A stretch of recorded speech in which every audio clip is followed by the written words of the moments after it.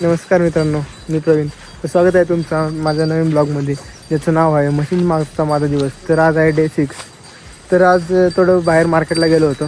तर मार्केटवरून आलो तर येताना भरपूर आता पाऊस लागला. तर पावसामुळे ना गाडी एकदम हळूहळू आली आणि खूप उशीर झाला.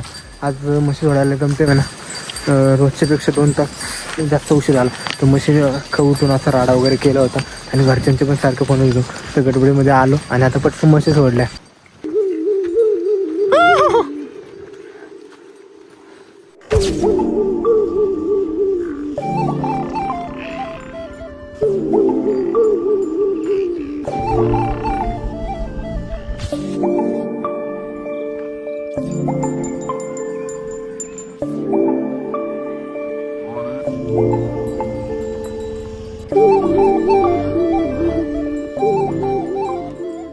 तर आज आहे ना मार्केटला गेलो होतो. तर भरपूर अशी गर्दी आणि प्रवासामुळे ना असं अचानक डोकं दुखायला लागलं होतं.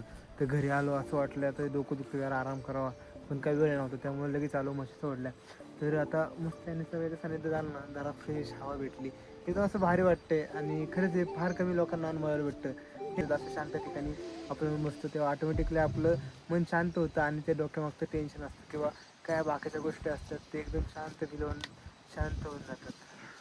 एकदम मस्त हवा सुटलेली आहे आणि भारी वाटते खरंच. तर आता काय 2-4 दिवस झालं पाऊस खूप पडतोय आणि आता गावाकडे म्हणजे असे रस्ते वगैरे सगळे असे वाहून गेले आहेत. तर असं स्ट्रगल करावं लागतं कुठं जायचं असेल किंवा काय करायचं असेल तर. तर हा आमचा सतीश आहे. एवढा रस्ता खराब झाला आहे आणि भाई 50-50 किलोची 2 पोती गाडीवर बांधून घेऊन आला आहे. खरंच अशी कामं करायला आहे ना डेअरिंग लागते. इथपर्यंत तर आला आहे कसं तरी घेऊन, पण काय माहीत अजून किती लांब जाते. मला नाही वाटत पोती जातील एवढ्या लांबपर्यंत म्हणून. हा का तसंच झालं. गाडी एक साईडला कलंडली आणि पोत्यातले बटाटेच खाली सांडलेत. बाई डायरेक्ट पिशवीच पाटली. थांब आलो मी मदतीला. मी इथे मदत करायला आलोय आणि सांबाचं वेगळंच काहीतरी चाललंय भाई. चल बाबू ए सांबा तिकडे जा, तिकडे. इकडे जा. तर ठीक आहे मित्रांनो, आजच्या व्हिडिओमध्ये एवढंच. तर कसा वाटला आजचा व्हिडिओ कमेंट करून नक्की कळवा आणि व्हिडिओ आवडल्यास लाईक आणि शेअर नक्की करा. तर ठीक आहे, चला भेटूया उद्या एक नवीन दिवस आणि एका नवीन व्हिडिओसोबत. Bye bye.